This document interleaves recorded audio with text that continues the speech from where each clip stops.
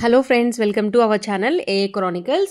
India versus Australia అయితే test match జరుగుతుంది కదా. సో దీంట్లో మన తెలుగు కుర్రాడు నితీష్ కుమార్ రెడ్డి అయితే చాలా బాగా ఆడాడు. విజయ్ బేరి మోగించాడనే చెప్పాలి.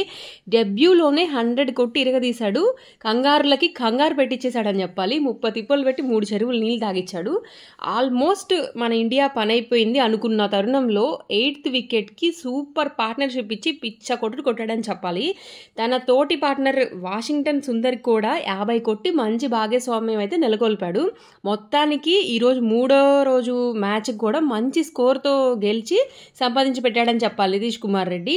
ఇంకా అయితే క్రీజ్లోనే ఉన్నాడు. రేపు చూడాలి ఎలా విజృంభిస్తాడు అనేది, ఇంకా ఎన్ని రికార్డ్స్ మన ఇండియాకి తిరగ రాస్తాడు అనేది చూడాలి. అయితే ఇప్పటికీ 3rd youngest maiden test century అయితే సాధించాడు.